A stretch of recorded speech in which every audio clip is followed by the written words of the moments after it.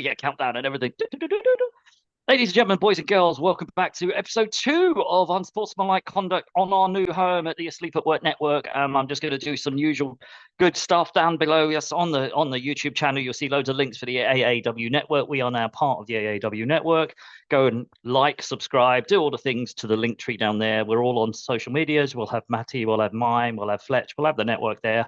I was lucky enough to join the AAW Network official, bold, very serious 2026 draft last night as a face of the Unsportsmanlike Conduct podcast. And it got me thinking, Matty, to have Yeah, a man. little bit of a special one. First of all, though, before we dive into having a little special one, how the hell are you?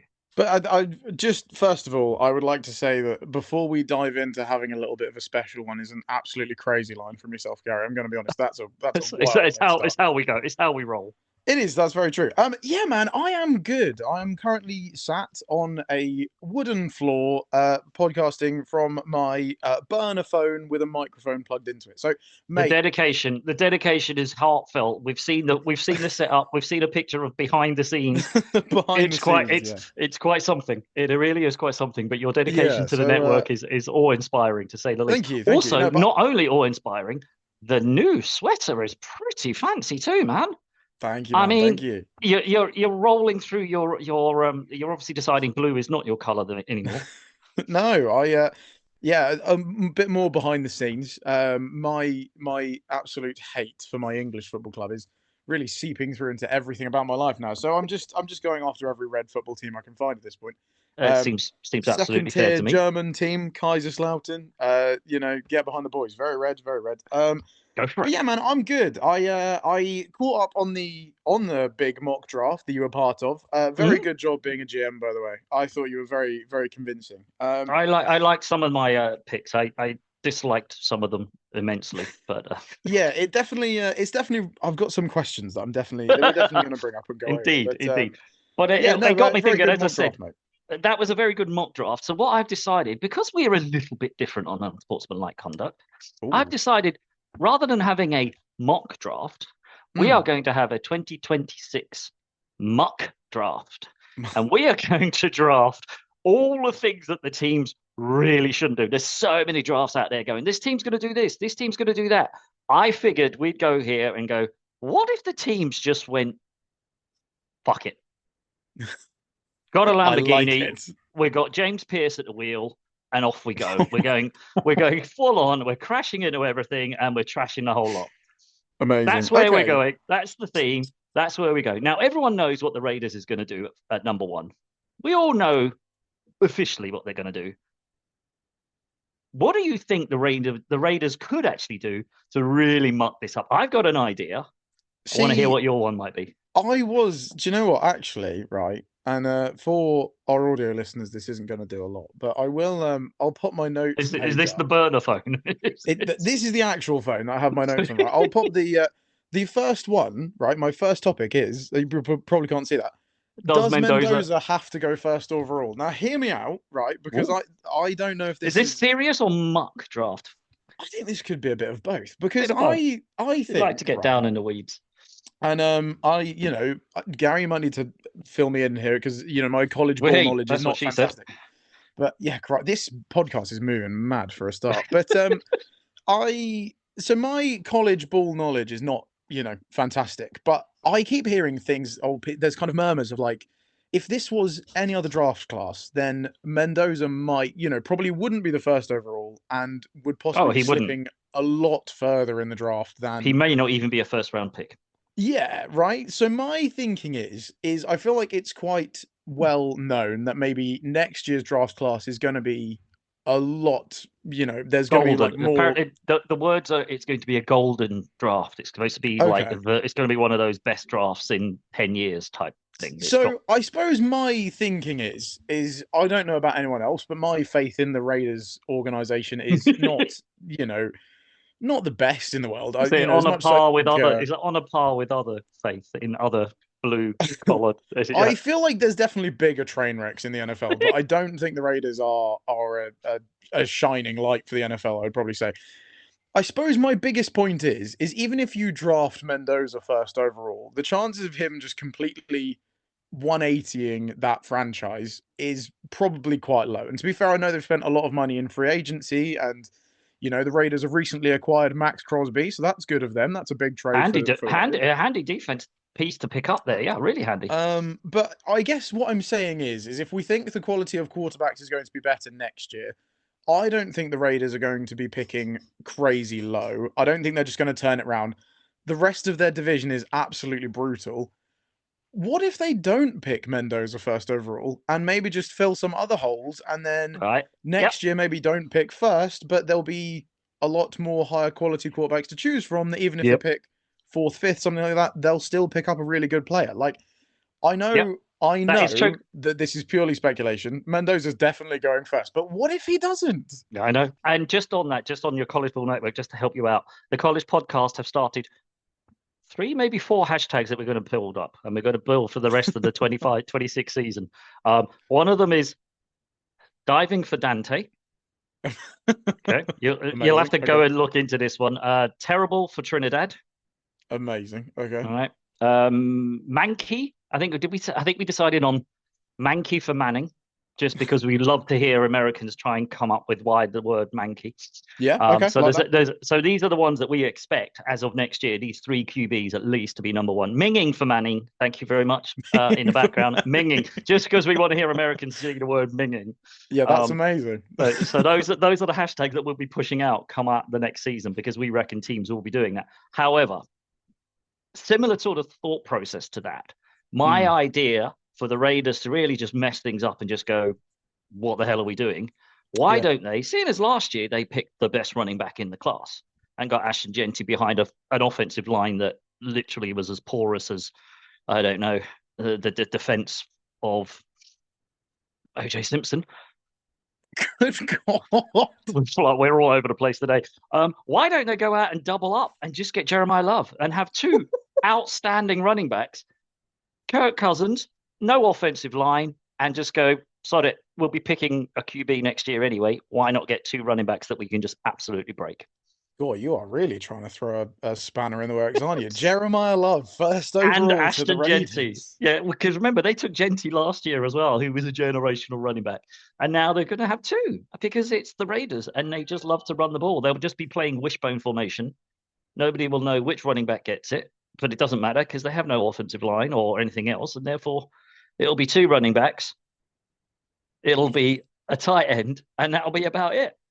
I mean, I weirdly kind of absolutely rate that. Like, just think, do you know what? Like, the other team know we're just going to do nothing but Everyone run the knows. ball. Yeah. But we have probably 2 of the best running backs in the NFL, so who cares? We'll just run it down your throat anyway. We'll just do it. Try and stop it.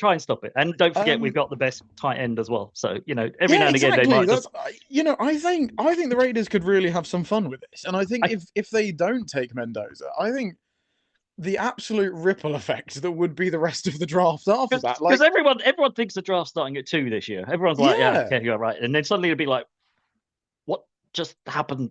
And I think the entirety of the NFL could just implode. Like, I think Roger Goodell's head could just fall off. Like, I could just imagine the NFL insiders on their tweets just going, I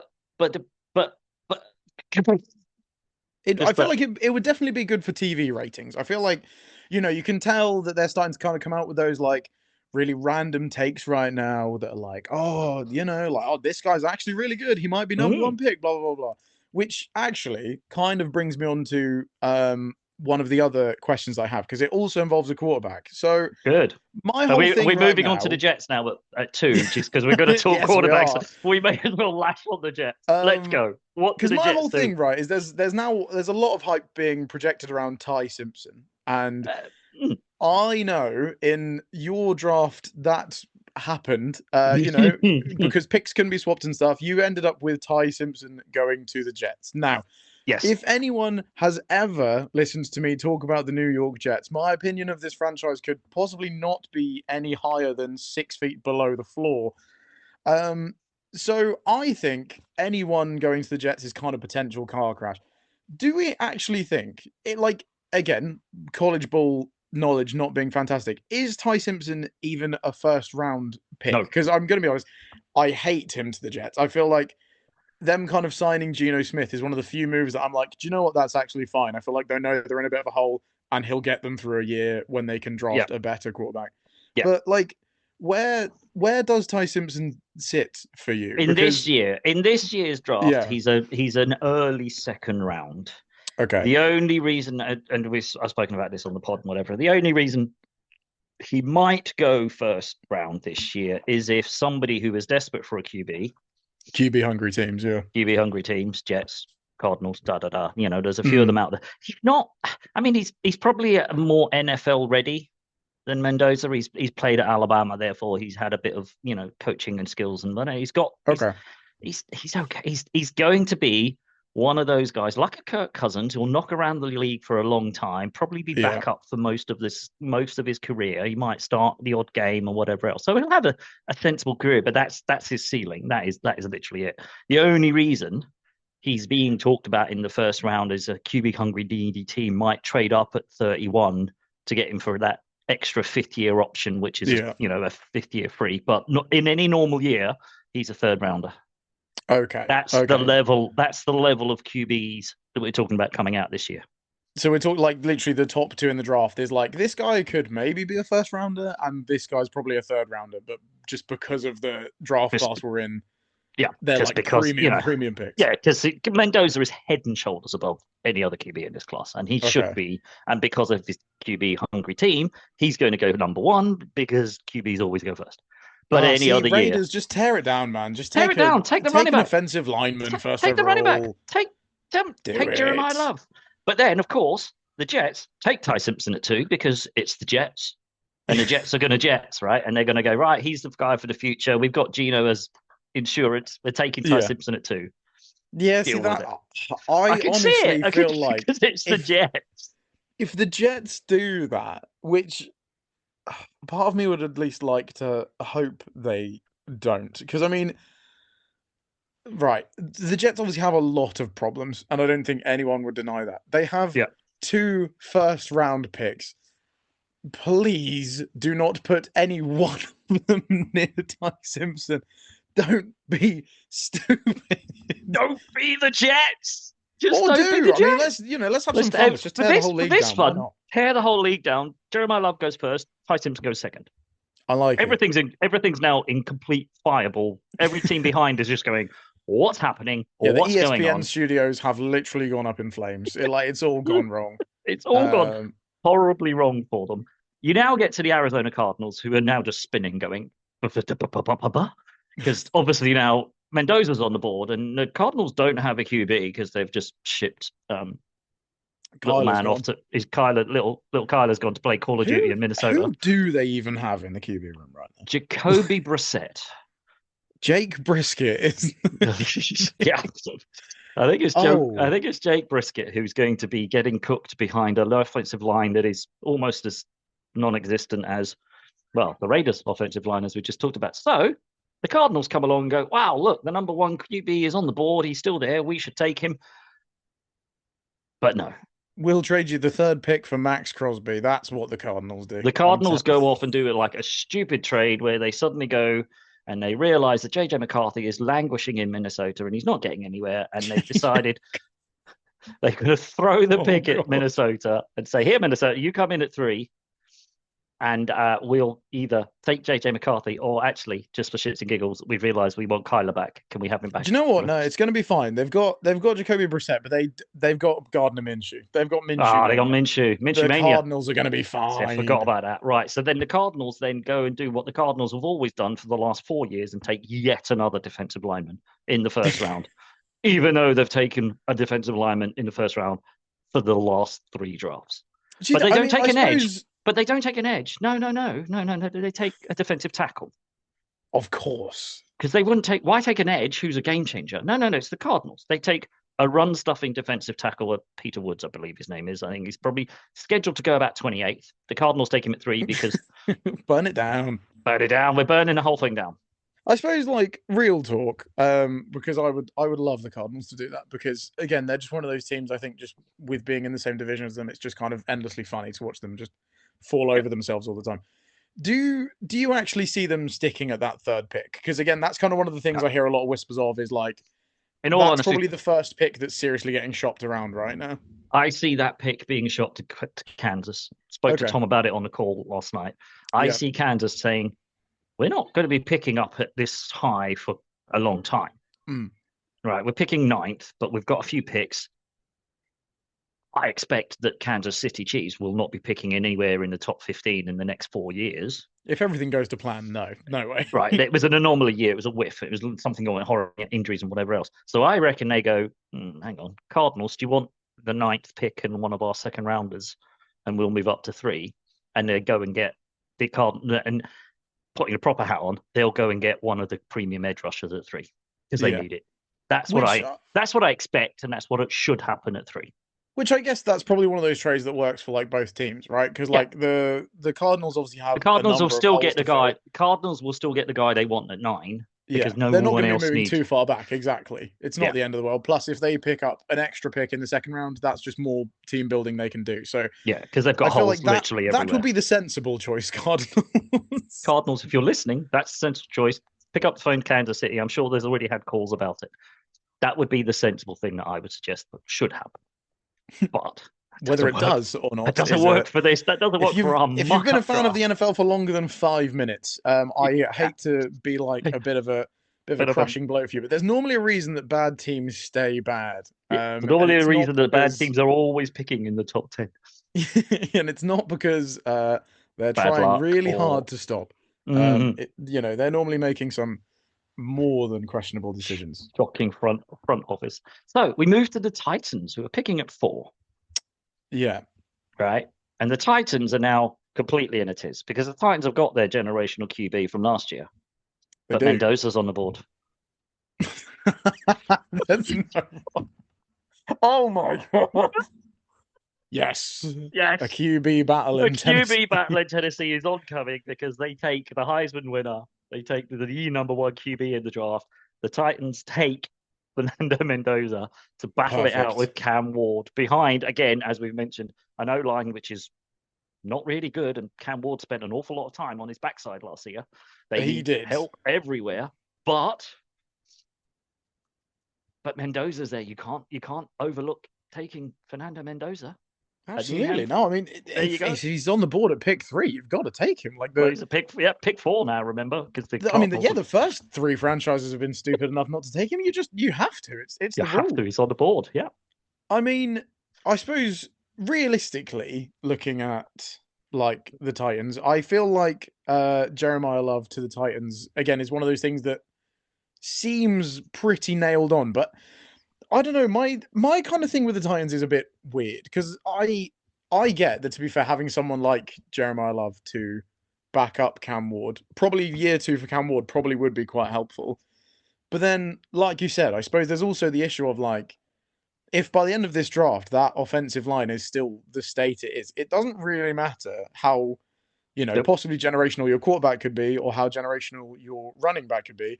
If you have no one that is able to keep them upright, if they've got 1.2 seconds to do anything behind the line of scrimmage. Exactly. So I don't know. Like I said, I get the Jeremiah Love pick. I think it just worries me as to whether they'll still be able to build out that offensive line afterwards. Because like it's all good having those 2 star pieces, but if there's no one to keep them upright, then they are not going to be doing a whole lot.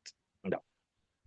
Now, this is where it gets really fun because obviously not only did the Giants just basically listen in to our podcast from like time travel and mess up the whole top 10 by going, hey, Cincinnati, do you want Sexy Dexy? We'll have your number 10 pick because we're picking at 5 and now we're picking at 10 as well. So everything's gone a bit haywire. And I'm really not sure what to do with the Giants that they could mess up with. It's one of those weird scenarios where I don't think they can really do anything here with the people who are on the board. I don't know what pick the Giants could make that would be really bad. See, I don't really know what to think about the Giants right now because I was kind of very firmly in the boat of, when Mr. Harbaugh arrived, like that's a pretty serious NFL coach. And I feel like it was one of the few times since I've actually really been into the NFL that I thought, oh my gosh, like the Giants might actually be like a serious franchise now. Like this is a Hmm. big move. But it kind of seems like since he's arrived there, I feel like the locker room kind of seems to have split. Like, when he originally asked for a trade away from the Giants, I thought, oh, he's just like that's just Mm. asking for a new contract, blah blah. And then it kind of turns out like, oh no, It's there's a actually a bit lot of a more to this. Like, oh, he's gone. Like, yeah. okay.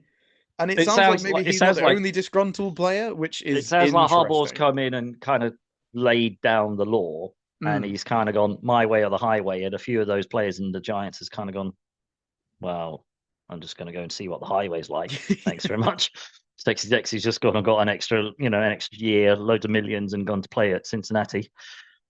I don't think that's a great step for him, mind. I mean, No, oh, well, there's I don't still know. I a mean, lot of he might question marks there, I still a lot guess. of question marks at the defense at Cincinnati, and they could have really helped themselves with that 10th pick, but proven commodity, the most double teamed defensive lineman last year, which when you put it against the third, because the Cincinnati Bengals also have the third most double teamed player on their roster, on their defensive line is going to be a problem for teams.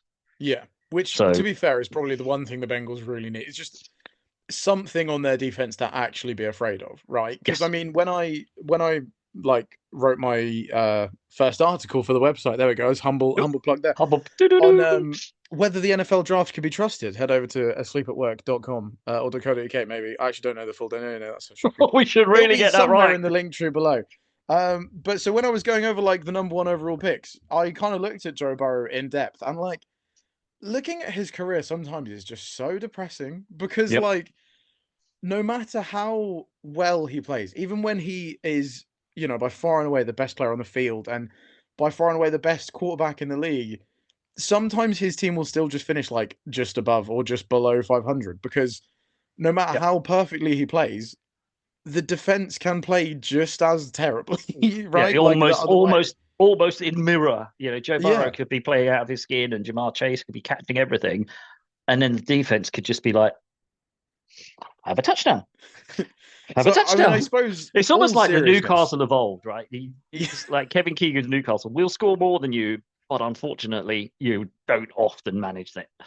Yeah, like I suppose as a Bengals fan, I mean, I know we're supposed to be talking about the Giants here, and we've just kind of pivoted, but like, from a Bengals point of view, if you're a Bengals fan, you'll probably have so much fun watching a Bengals game. But I suppose also, as well as having fun watching it, it's probably going to be the most stressful experience of your life. And there's like a Every solid Sunday. 60-40 chance you're probably going to lose, even though you're like, we have the best offense in the league, but we're literally playing with like low college level defense, so we're just horrendous. And like, Yeah. it's like even again, if anyone watched our old podcast, I always used to say like I'm not even a Bengals supporter, but they're so frustrating. And Yeah. I think to be fair, acquiring Dexter Lawrence, hopefully that's a step in the right direction, something for their defense. Because my It's God, a they need it. cornerstone they can build on, but as you say, they need it. However, what are the Giants? How can the Giants mess up picking at 5 and 10? Is what I'm scratching my head about, because they can pick an offensive tackle, or they can pick one of the main guys, or an edge. And let's be honest, they picked Abdul Carter. They picked Mhm. Keon Thibodeau. They've got a pretty decent defensive line. Although Thibodeau may be out of there, so Yeah, they could pick Ruben Banks. They could pick Arvell Reese. They could pick David Bailey, one of the premium edge rushers, one of those guys, and it wouldn't yeah, be a bad pick. They could pick a, They could even pick Carnell Tate, the wide receiver there, to go with yeah. Malik Neighbors, to go with Jackson Dart, to go. I mean, the Giants are in a good position. They actually are in this weird scenario where they kind of go, none of the picks that we make here are actually bad. And it's a weird Yeah. one. Like See, the first four, you can kind of go, you can tear it all down, you can make these picks, and it's going to be horrid. The Giants mm, come along and go, we'll take that guy, and you go, yeah. Or we'll take this guy, and you go, yeah. And you're kind of like, it's frustrating because they need so much, and they're in such a great position. They yeah. should, and proper hat on, they should take Sunny Styles here. Hmm. They really should. He does have Giants written all over him. Yeah, Like I said it on the pod it yesterday. It's lines like up perfectly. he's got Giants. He's the. I don't want to say he's the new LT, but he's got that sort of charisma. He's got that sort of level of talent. He's going to be a foundational piece of that defense. So Yeah, I although suppose the worrying thing, I suppose, from a Giants point of view is, like you said, I totally agree. I think they're in a good position. They have two nice high picks in the draft. Obviously, they have a lot of holes they need to fill, but they've got a solid start of capital to fill that with. I suppose just the only worrying thing is this is like the third time in the last 5 years that the Giants have had two quite early draft Mhm. picks, which then obviously means, okay, so we're in a good position to sort these problems, but clearly this isn't our first time in this situation. And judging by the track record, this might not be the last time we're in this Mhm. situation. So, although I don't doubt they're in a good position to do it, and like you Do say, you I feel trust like them? Do you we are trust them struggling enough? to see how they could possibly mess this up. But But they're going to it find a seems like way. they kind of have a record of messing this up, like this exact situation. So maybe we don't need to suggest anything. Maybe they'll just do it themselves, Garrett. They're Maybe just going to do it. Maybe the we'll just leave Giants them will to just it. do leave them to it. Don't give them any ideas because they've already got. No. Although I think on that to counter that, I think it's slightly different now. You got Harbaugh in there, and I think Harbaugh's taken control Yeah, of a yeah, yeah. lot of the stuff. So I think Oh, big time. Yeah. he's going to be making the picks. It's not the GM who's making these picks. So it'll be slightly different for the Giants this time round. However, so the Giants take Sonny Styles because Giants should take Sonny Styles. Doesn't tear anything up. It doesn't tear anything down. The Giants Mhm. are in a really good position right there to take anything and not really ruin it. But I'm taking Sonny Styles there so it doesn't hang around and make it easier for somebody else. We Yes, move I on to the Browns. the Cleveland Brownies. The Cleveland Browns now. The Browns My have dire favorite need Rushy everywhere. Rice car wreck. Right. The car wreck that is the Cleveland Browns QB school bus room, who have I think they have 17 of them at the moment. They still don't know who their starter is going to be. Is it going to be sexy Sean Watson? Is it going to be even sexier Jesus, Shador Sanders? what? Okay, Is it genuinely, going to be what Dylan happened? Gabriel? Is it Yeah, going there we to? go. I forgot his name. I know they drafted another QB last year that wasn't Shador Sanders, and I was like, I actually cannot remember his name. What's happened to Dylan Gabriel? Because they must have drafted him higher than Shador Sanders for a reason, but everybody just seems so like, well, he's definitely not the guy. I mean, yeah, I mean, he was a fourth round draft pick. He was never going to be the guy. He's like we just mentioned about Ty Simpson. He's on that sort of par level. He's a perennial backup level. Yeah, yeah, yeah. So and unfortunately, his rookie year was at the Cleveland Browns. It's not going to do anybody any favors. It's not an ideal starting point for an NFL career, I I mean, would didn't Joe say. Flacco play there for 3 games or something? I mean, wasn't that one of the stop off points? That's how bad it was that Yeah, they they had approximately 15 QBs last 15 year. QBs last It year, was and quite they've chilling. still got them. So who knows what they do at this point in the? They are picking sixth. They have the opportunity to try and get a foundational piece here. They can really do something quite sensible. So of course They they take an they edge do, rusher. Gary, but it's the Cleveland It's the Browns. Cleveland Browns. So of course, even though they have Myles Garrett, the Defensive Player of the Year, the record holder in sacks in the NFL, they go out and pick a defensive edge. They go out and pick Arvell Reese to battle Myles Garrett in the defensive side of the ball. See, I suppose the It's thing either is, that or I they take weirdly another QB. think they could do that because part of me kind of thinks like, is Miles Garrett still going to be on the Cleveland Browns by the time this season kicks off? Which I'm sure that's we've got all the time in the world for that off-season conversation. I'm fully aware. There's after Thursday and like the rest of this week, there's a lot of dead space. So I'm sure we'll have that Oh, conversation. there's episodes that need filling. Yes. But part of me kind of thinks like, are the Browns going to try and again, this would probably be the sensible thing. Would the Browns try and get ahead of it and say, well, maybe Miles has kind of had enough of just being like the best player in the NFL and us doing absolutely nothing to help him?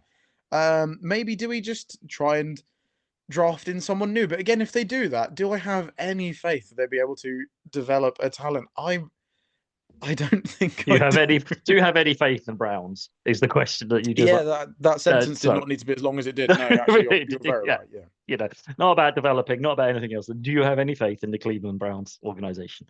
Do you not, Gary? I think I'm getting some negative vibes here My about the my Cleveland my Browns, and I level of don't faith, understand it. my level of faith that the Browns do what the Browns should do is as no, it's not high. It's it's not high. It Damn. is. I do feel bad for Cleveland Browns fans because I mean, even just this whole off season, like when at like the whole like league meetings and stuff, and like they've got a new coach, and this should be kind of an exciting time. And then he comes out with saying like, "Well, my job as a coach is to get the best out of the players, and if that means Deshaun Watson starts, that means Deshaun Watson. Just stop. You're digging your own grave already. Please. The one thing that this absolute train wreck does not need is Deshaun Watson and his inability to keep his trousers on anywhere near that locker room. Like, please, please, for the love of God. Like, like sometimes I do feel bad, and I'm like, I'm trying so hard not to just out and out hate you, but you're really not helping yourself. Oh dear, that's damn. Right, so where do we have at number 7 now? I don't think we're even going to get outside the top 10 after this crazy draft, are we? No way. Washington Commanders are at 7. I feel like, bearing in mind how they went about their business last season, I feel like they really did not see themselves being this high up the draft board. No. But that's exciting. It's an opportunity to get a piece. It is. It's an exciting piece for them that they can pick up here. They've got a number of options, and you say they've got the foundational QB. Mm-hmm. So they really should kind of pick something here that will really help them push on. And the sensible pick here is Franny Marriott. Wow. I was working out how to say this guy's name all afternoon, and you think I've just absolutely butchered it. Honestly, mate, Francis, I think you nailed it. You should have just not said anything. You should have just gone, you just take Franny. Yeah, just take Franny. Everyone knew who I meant. That is terrible. Oh, it's going to annoy me now because now I've just completely messed it. Fletch, I need your help here, man. What's his name? Just while they're having their admin nightmare. Yeah, I mean, obviously for anyone that wasn't paying attention, so obviously last year the Commanders went very veteran heavy to try and help Jaden Daniels, and unfortunately they kind of had happened to them what happens to a lot of teams that go incredibly veteran heavy.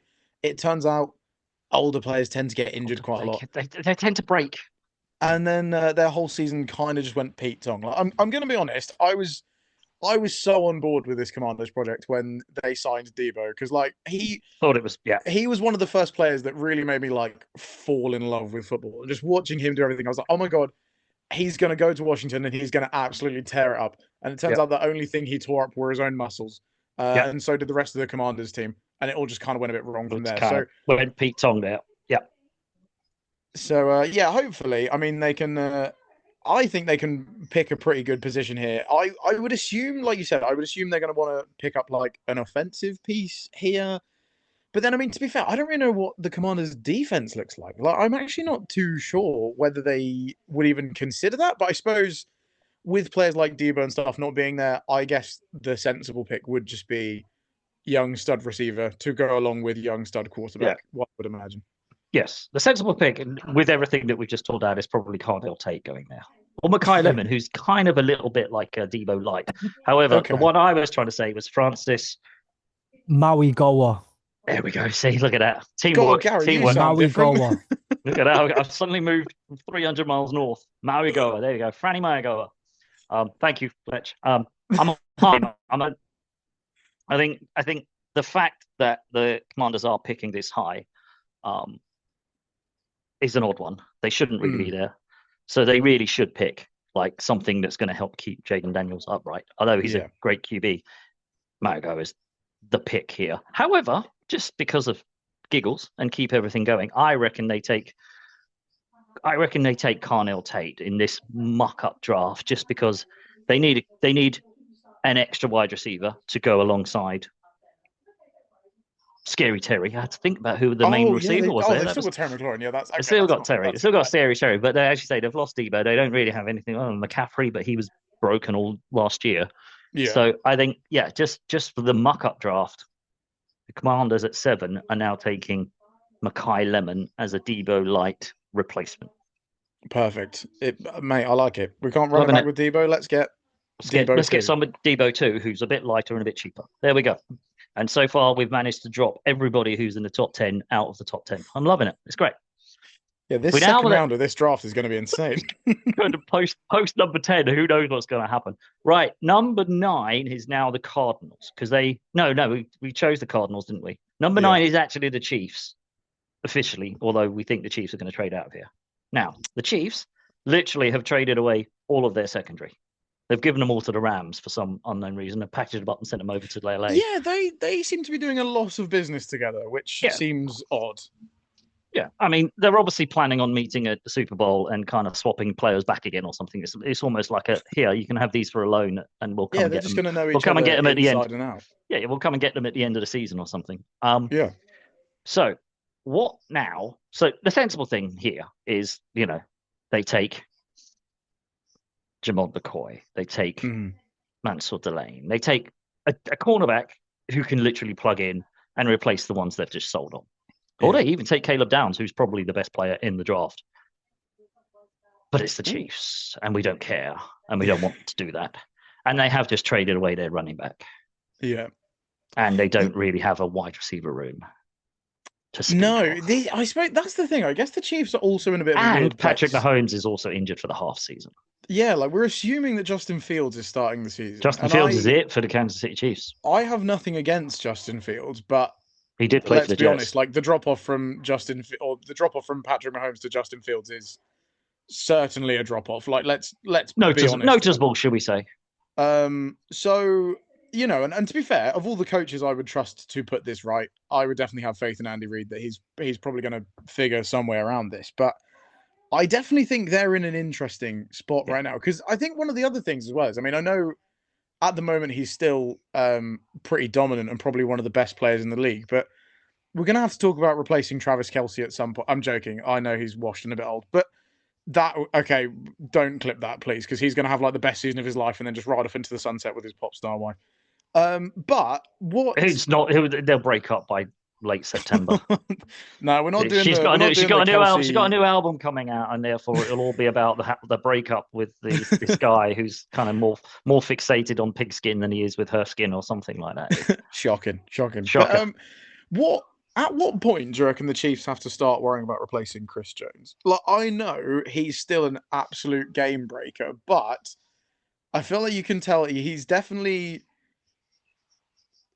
not in his prime anymore. That sounds really mean, but you can tell he's definitely he's reaching the end of his NFL career, where he is the guy that you have to build your whole sort of offensive around stopping him.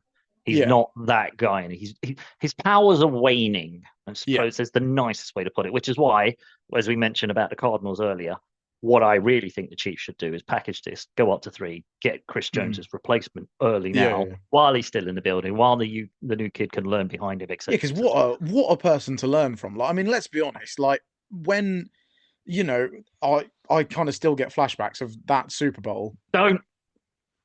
And like, he was an absolute monster. Like, it was kind of getting to the point where I was literally thinking, like, if we can just work around this one guy, this Super Bowl is won. But we could not work around him. He took over those games. In fact, we deliberately didn't block him on like vital, important third down plays. We just let him run. Anyway, we just thought, you know what? We can't. Let's just leave.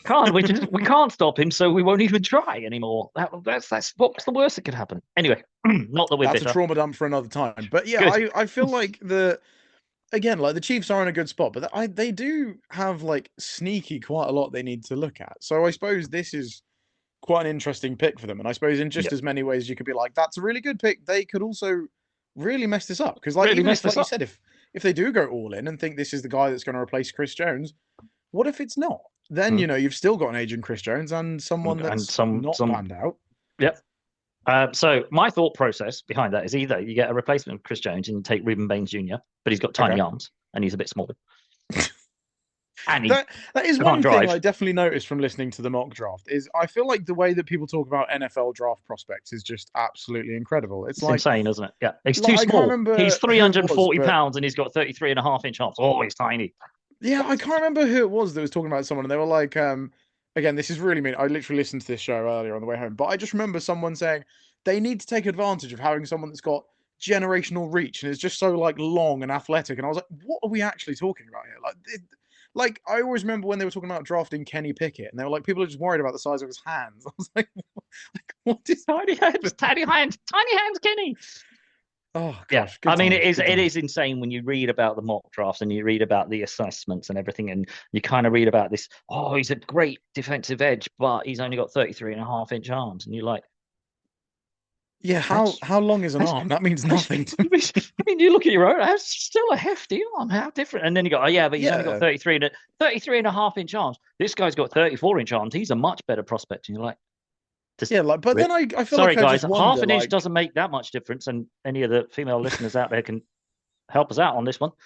it's how But you half an use it. inch, it, and that's size doesn't matter, apparently. But But it does in the NFL. now I just worry. Like, am I walking around and people are looking at me like, "Guy, he's got small arms." Like I'm stressed. I feel like now I'm just producer Fletcher's at it again. Just a to place dropping a the bombshell there. What in to all of our general or female just to this show? listeners, we do look forward to welcoming you at some point. We do If you're apologize. listening to the back catalogue, then I apologize. This is the one you stumbled across. You really should have started somewhere else. Anything else? So yeah, we need to... no, we should probably move on quickly before we get Yeah, ourselves I'd in say real so. trouble. Yeah, good So idea, yeah, good my idea. thought process behind this one was if we're continuing to tear it all down, and although we said that the Chiefs should really take an edge rusher and they should really help bolster their defensive line, they take Jordan Tyson, wide receiver, out of ASU because Okay. they have no wide receiver room. He's going to be the wide receiver number one, and Justin Fields at least needs somebody down the field to lob it to when he's panicking and throwing it all over the place. I like it. Okay, I'm in. So I guess we'll probably finish up with pick number 10 then, Gather. Pick number 10, the second pick for the New York Giants. The G-Men. The G-Men, who now have a foundational linebacker. They have their QB of the future, we're assuming, in Jackson Dart. There you go. We've got Cam Scatterbo in the backfield, hopefully coming back from injury. They've got Malik Neighbors. Okay, another mild sidebar. I worry for Cam Scatterbo. I feel like he's the kind of he's guy a that's just concussion gonna... protocol waiting to happen. Yeah, he's just going to be out of the league in like 2 years. Jackson Dart's probably not far behind him either, because he's also that's true. I feel like they should probably work on helping him out a little bit. Learning how to slide. I hope that's the off-season program for Jackson Dart. Is how many times did he go through the concussion protocol last year? Fletch, I don't know if that's something you have off the top of your head, because it was at least 3 or 4 times or something, wasn't it? It was almost every other week or something. He was in the blue tent and he was being checked and he couldn't practice because he was going through the protocol. Which, like, for a young guy, and obviously, I should say this is purely speculation that we don't know if there is any link between playing American football and brain injuries, because I've been paid by the NFL to say that, but we don't know if there's any link between this. No, it's not been officially proven yet. That's not something we track. Never mind. We know it was more than a young player should be in the concussion protocol, I would assume. We're all kind of worried about like Tua Tagovailoa and whether he was, safe to play. But like, good God, I don't think Jackson Dart is going to be that far off. If he's not going to be that much further behind him. No, he's not going to be much further behind him. But interesting, you mentioned Tua Tagovailoa. Him. Nailed it. Just moving on. I reckon the Miami Dolphins make a trade here. Kind of go, hey, Giants, you don't really need number 10. We need to come up to number 10. Because the Miami Dolphins are like, they're only at 11. So they think, well, fuck it. We make a splash. We'll move up one. Because they're tearing the world down. And they need a top 10 player. I mean, other than Malik Willis, who do they actually have on their roster at this point? Like, they kind of... A-Chain and Willis. They've kind of given this quarterback a lot of money and been like, yeah, don't worry, man. Look, we're rebuilding, but I promise it's going to be okay. And then they've kind of brought him in and just got rid of everybody. So I actually quite like this move. They move up one spot.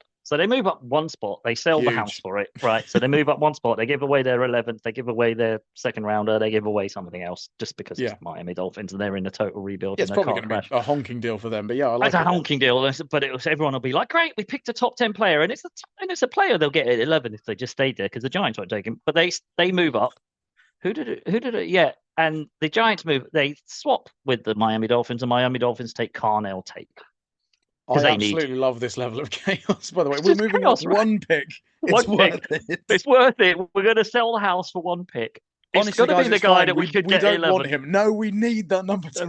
We need number 10 because we need the 10th pick because it's great and it sounds good and the fans will get behind it, even though you could get him at the same pick that we're at number 11. Next year's first round pick. We need that 10th pick. Guys, we don't want him. It's okay. I need that pick. We'll need to move up one spot to get him. That's what I reckon. That's the top 10 absolute chaos muck draft from the Unsportsmanlike Conduct? I don't know. I think you've got more of the top 10 right than the official mock draft yesterday, I think. I'll be keenly keeping an eye on Keenly this. keeping an eye on it. Somebody track this to see how wild we were and how close to the mark we might actually If turn nothing out to else, be. I think you've got the Dolphins trade. That's spot on. Oh, that's spot on. I mean, I can can't see see that it. going wrong at all. I see nothing wrong with that trade. Everything to me sounds like that's a winner. I think it's nailed on, mate. Absolutely Bang on. nailed on. Mark it down. Get down the bookies. Put some money on it.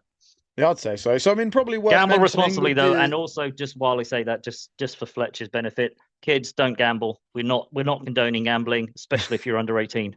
Are we, Fletch? Don't do it. It's Don't not do worth it. Anyway, that's been but- a blast through the top 10.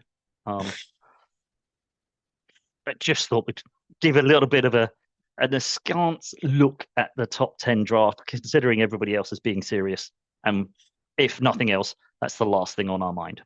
It's absolutely worth doing, mate. It's absolutely worth doing. I suppose just quickly, because it's the only question I have chucked in there. We'll chuck in at least one serious-ish question. Mainly because they're kind of part of my pet fascination. Because again, for anyone that watched the old show, I gave it the big one and was like, right, give it a couple of years. Daniel Jones will be the next Sam Darnold. He's going to turn his career around and he's going to be a starter. Indiana Jones. And he did do this for approximately 7 weeks before he just kind of fell apart. So as much as I've kind of sold the house on Daniel Jones, and I still think he's going to be great. He quite for the clearly Chargers. cannot. Oh, don't even. Daniel Jones to the Chargers for Justin Herbert. Yeah, absolutely. Christ. But the Chargers fan base of like 3 people already hates me enough, Gary. I don't know this.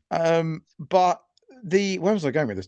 So obviously, the Colts have they've given Daniel Jones this rather large extension, which is interesting when it seems like his muscular tissue is made of cheese strings. They've kind of sold the house down the river for Sauce Gardner, who ever since he came in, lost every single game. So you can take the boy out of the Jets, but you can't take the Jets out of the boy. Yeah, I think Sauce Gardner's record was 0-17 or something last season. It was not great. I think he might have been on the winning team once in the whole season or something. I suppose my genuine Fletch. thing is with 2-15. Good God. I suppose my main question is with the Sauce Gardner trade as well, the Colts have no first round pick this year. Yeah. On a scale of 1 and 8 with the Jets, 1 and 7 with the Colts, Jesus wept. With like I suppose on a scale of like 0 to 10, 0 being okay and 10 being Brandon Ayuk's NFL career, how Brandon Ayuk's knee.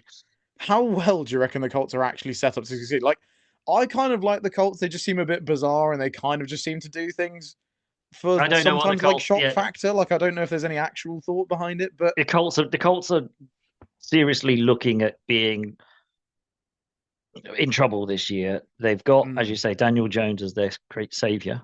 Or put a lot of eggs in a Daniel Jones shaped basket, which is considering ask the Giants how that went. Hey, let's forget about A-Rod, who they sold the house to a few years ago, who still hasn't played more than 20 actual professional football games. He's still hanging around on a massive contract. Well, he's not. He's still on his rookie contract, but he's going to be saying, "Hey, can I have a contract extension?" And everyone's going to be like, "Get out of here! Maybe Phil Rivers will still be lurking around somewhere." Philip Rivers definitely needs to pop back into the Colts at some point because he'll need to make sure his NFL insurance continues to keep paying for his 297 offspring who are going through college at the minute. Speak of the devil, keep an eye on it. The first Rivers QB, the Rivers QB is coming into college this year. The first of his sons. I can't remember where they're going. Fletch will probably help me out in the background, but he's coming through. There's a lot of colleges to keep track of. To be fair, that's fair enough. I think he's going back to NC State, just like his dad. There it is. Amazing. There you go. So they just basically all the NC State fans are just going to be recycling their Rivers quarterback jerseys because there we go. And they can do it for the next 20 years. They can do it for the next 20 years because he's got 20 years worth of kids coming through. Maybe that's what the Chargers should do. Just hang on for the Rivers. Bang. See, there we go. Colts franchise. Fixed it, mate. Just wait for Philip Rivers kids. There you go. Also, I don't, the new GM, I love her. She's great. She's all over the news. She's really taken a full interest in it. Yeah. But she is brand new at it. She has no clue what's really going on, and Yeah, therefore. I rate how much she's thrown herself into it, but yeah, But it's I also look at her as the Jaguars GM in draft day who has no clue what he's doing on the first draft and kind of sells everything for a couple of second round picks. she's definitely her father's daughter as well. Like, do you know what I mean? The line of logic is absolutely the same. It's still the USA logic there, and therefore they'll Totally do something batshit. I love it. absolutely batshit crazy. Absolutely All right, cool. That's all my topics, mate. You're free to go on lovely. with your day now. I think that's it. We'll nail it. We'll finish it on batshit crazy Colts. What more could you ask Bang. for bomb? If this is Unsportsmanlike your conduct. first experience of this podcast, this is roughly what it's like. This is what it's all about. Batshit crazy Colts. Watch out for them during the draft. They might do something crazy. Matty, loved having you back, man. I appreciate the dedication, as I say, sitting on a wooden floor, muck up, scuff mic, you name it. It's great to have you back. Mate, it has been many things, but I tell you, it's been an absolute pleasure. And once we get the draft out of the way, obviously, hopefully, we'll get all three of us on. We can have a chat about that, and then we've got loads of off-season games and very non-serious stuff to hopefully tide us through until we eventually get lots of men just beating each other up and throwing a ball around again. And I cannot wait.